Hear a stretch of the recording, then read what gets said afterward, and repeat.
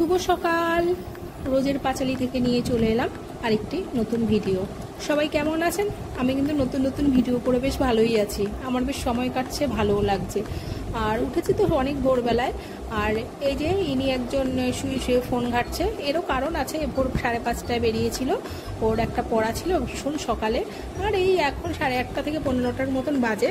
আমি রাত্রিবেলা করেই একটা ড্রাই ফ্রুট ভিজানোর ব্যবস্থা করি, কারণ সকালবেলা দিই। আর ক্যামেরাটা করাতেও লজ্জা পেয়ে গিয়ে হেসে দিয়েছিল, কারণ ও উল্টোপাল্টাভাবে শুয়ে আছে, পালিশটা উল্টে এই সেই। আমি বললাম যে তাহলে এগুলো খেয়ে একটা বিস্কুট খেয়ে নে, আপাতত ভালো হবে। তারপরে ওর ব্যাপারে একটা মজার কথা বলবো আপনাদের সরি।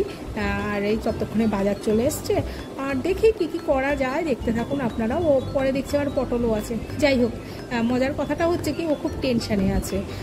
টেনশানে থাকলেও এরকম উল্টোপাল্টাভাবে শুয়ে থাকে, যেমন অগুছালোভাবে, নোংরাভাবে, এই যা হয় ছেলে মানুষের ব্যাপার। যাই হোক, বিষয়টা হচ্ছে ওর একটা কুইজ আছে 2রা নভেম্বর ধুবুলিয়াতে। কুইজটা হচ্ছে আমাদের যেমন IPL লিগ হয়, ঠিক এখন কুইজের মাধ্যমটা না কুইজের মতো নেই, মানে 2জন বা 3জনের মধ্যে নেই। বিষয়টা এখন চলে গেছে ঠিক লিগের মাধ্যমের মধ্যেই। আর এখানটায় একটি দলে 8জন করে থাকে, তার মধ্যে ক্যাপ্টেন থাকে, তার মধ্যে কুইজ মাস্টার থাকে, যে দল কিনবে সেই মালিক থাকে। তো এই ধরনের বেশ মজার বিষয়টা। আর ওরা যখন খেলে না, ওরা প্রায় 7জন 8জন মিলে খেলাটা খেলে। আর ভীষণ একটা টান উত্তেজনা, কারণ হচ্ছে ওরা 8টা যদি দল থাকে, 7জন করেও হয় যদি, তাহলেও বা 8জন করেও হয়, মানে মোটামুটি 70 থেকে 75 জন ছেলেমেয়েরা খেলতে পারেন। আর রীতিমতোভাবে ও স্টুডেন্ট হিসাবে এবছর আছে। নদিয়ার প্রথম আমাদের এই বছর লিগ হচ্ছে, নদিয়া লিগ, যেখানটায় কটি লিগের যে দল আছে, দলের নাম হয়েছে দেবগ্রাম, কল্যাণী, বাতকুল্লা, শিমুরালী, ধুবুলিয়া, নবদ্বীপ ও রানাঘাট, ভিন্নগর। এইবার ওর যেহেতু কৃষ্ণনগরটা নিজের এলাকা, ও বলছে কৃষ্ণনগর থেকে কেন কোনো দল নেই, ওর খুব মনের এটা কষ্ট। আবার ওকে দেবগ্রাম থেকে কেনা হয়েছে, সেটা হচ্ছে কি পয়েন্টের মাধ্যমে। 250 পয়েন্টে ওকে কেনা হয়েছে, দলের মালিক ওকে কিনেছে। আর ওর দলে বেশ ভালো ভালো সবাই আছে। এবার বিষয় হচ্ছে জেতাটা কিন্তু এখানটা বিষয় আসবে না, কারণ 8টা দলের মধ্যে সবসময় খেলা হচ্ছে, মানে এখানে বুঝতে হবে 8টা মানুষের কাছে, মানে 8টা যে ক্যাপ্টেন আছে তার মধ্যে 4জন কি 5জন কুইজ মাস্টার আছে। এখানটায় বড় বড় মাপের কুইজ মাস্টাররা আছেন। তো এখানে 8টা যে দল আছে, 8টা দলেই কিন্তু সেরা সেরা ছেলে মেয়েরাই এখানটা খেলবে।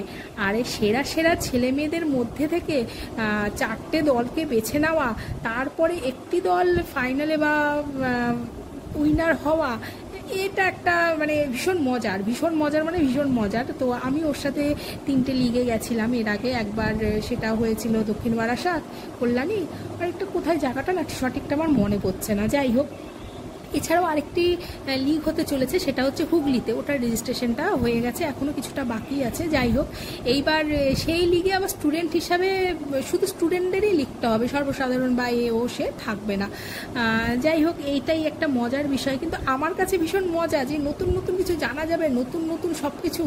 এইটা হয়ে গেছে ওর জন্য ভীষণ একটা টেনশানের কারণ ও বলছে যে আমাকে 250 মানে 250 পয়েন্টে ওরা আমাকে কিনে নিয়েছে, আমি কি আমার বেস্টটা দিতে পারবো?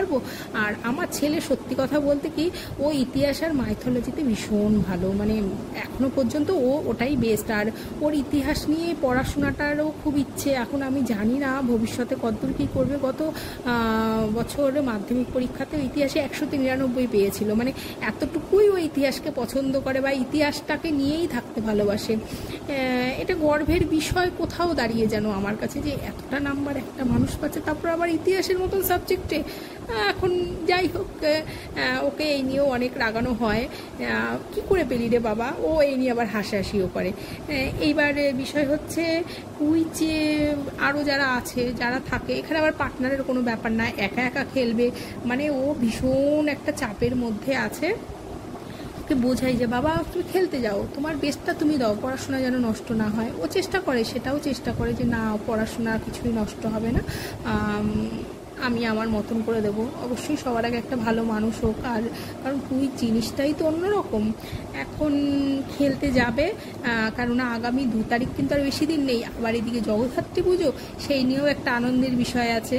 আর ধুলিয়াতে আবার যাচ্ছি, ভীষণ চাপে আছে, পড়াশোনার মাঝখানে থেকে ও সব কিছু রেডি করছে, নিজেও কোশ্চেন বানাচ্ছে। অবশ্যই আপনাদেরকেও দেখাবো আমি যতটুকু পারি। আসলে আমার সাবস্ক্রাইব কম তো, নইলে আমি লাইভও করতে পারতাম। যাই হোক, এইটাই গল্প ছিল আজকের। আশা করি আমার এই ছোট্ট গল্পটা ভালো লাগলো। আর টুকটাক কুইজ তো আছেই, তবে এর মধ্যে আমি অতটা করাবো না, কারণ এই 2খানা লিগ আছে তো, লিগ নিয়ে ওকে খাটতে হচ্ছে। ওদের আবার হোয়াটসঅ্যাপে গ্রুপ আছে, গ্রুপের মধ্যে দিয়ে ওরা সেশন করাচ্ছে, কেমন কি প্রস্তুতি হবে, কেমন কি না হবে সবটাই। আর স্বস্তিককে সবাই ভীষণ স্নেহ করে, কারণ ও এখনও স্টুডেন্ট তো, কারণ সবাই জানে যে এই স্টুডেন্ট থেকেই একটা সময় একটা বড় জায়গায় পৌঁছাতে পারবে। আর এই করতে আমার গল্পটা মোটামুটি হয়েই গেল। গল্পই একটা, যাই হোক, আমার মনের কথাগুলো আমি শেয়ার করলাম। আর ভিডিওটি দেখতে থাকুন। এখনও রাতের অনেক কাজ বাকি আছে টুকটাক। এবার রাতের জন্য রুটি আর একটা আলু ভাজা বা দেখি কি করা যায়, ওই জন্য তৈরি হই। আর দেখি কি করা যায়, বাজারে তো গেছিলাম, এগুলোই সব নিয়ে আসলাম, এখন রাতের জন্য তৈরি হওয়া। আজকে সন্ধ্যায় যেহেতু সিঙ্গারা এনেছিলাম, ছেলেও সিঙ্গারা খেয়েছে, আমিও খেয়েছি। এবার সিঙ্গারা খেয়ে না জল খাওয়াটা ঠিক হয়নি, জলটা তো খেয়ে নিয়েছি। এবার মা ছেলে দুজনারই না সমস্যা হচ্ছে। যাই হোক, এখন খেয়ে নিয়েছি, ভালো লেগেছে, কি আর করা যাবে। লোক সামাল দিতে পারলেই তো জীবনে সব থেকে ভালো গুণ, কিন্তু লোকটা তো আর সামাল দেওয়া যায় না। এইবার একটু সমস্যা হচ্ছে দুজনই। তো আমায় বললো যে মিমি, আমি 2টোর বেশি 3টে রুটি খেতে পারবো না, আমার একটু সমস্যা হচ্ছে। আজকে আবার কুইজের সেশন আছে। আমি বললাম ঠিক আছে, আমার একটু কেমন লাগছে, তো আজকে আর এই জন্য না 3টের বেশি রুটি করিনি। আর ওর বাবা সবসময়ের জন্যই ভাত খায়, ওর বাবার জন্য ভাত আর 2টো সবজি আছে, অসুবিধা নেই কোনো। আর এইবার রুটি করতে আসলাম, 3টেই রুটি করলাম, বেশি আর করলাম না। আর আমি সব বরাবরের জন্যই না হাতেই রুটিটা করি, কারণ আমার না ওই কোনো খুন্তিতে আমি রুটি ফোলাতেই পারি না, বা অন্য কোনো কিছু আমি দেখেছি, চেষ্টা করেছি, অনেকেই বলে। আমি ওই হাতেই যেন, একটু গরম তাপ এখন অভ্যাস হয়ে গেছে, আসলে 20টা বছরও তো কম নয়। যাই হোক, এবার আমার রুটি প্রায় হয়েই এলো, দিয়ে খেতে দেবো। আর আমি না সত্যি বলতে আলু ভাজা করেছি, কিন্তু আলু ভাজাটা না রেকর্ড করা হয়নি। এখন রেকর্ড করা হয়নি, কি আর করা যাবে, আমি নতুন মানুষ বা নতুন ভিডিও করছি, উৎসাহের সাথে সাথে দেখা যাক, এর পরের বার আমি নিশ্চয়ই ভিডিও করার চেষ্টা করব। যাই হোক, এবার খেতে দিই। আর ওর বাবাও চলে এসছে, ওর বাবাও এবার ধীরে সুস্থে রেডি হচ্ছে খাওয়ার জন্য। আর এইবার রুটি করে তারপরে ছেলেকে খেতে দিই। ছেলে একটু পড়তে বসেছিল, আর পাশে আমিও একটু বসেছিলাম। যাই হোক, ভিডিওটি কেমন লাগলো জানাবেন, আর অবশ্যই একটি সাবস্ক্রাইব করবেন, ভালো লাগলে একটি লাইক করবেন।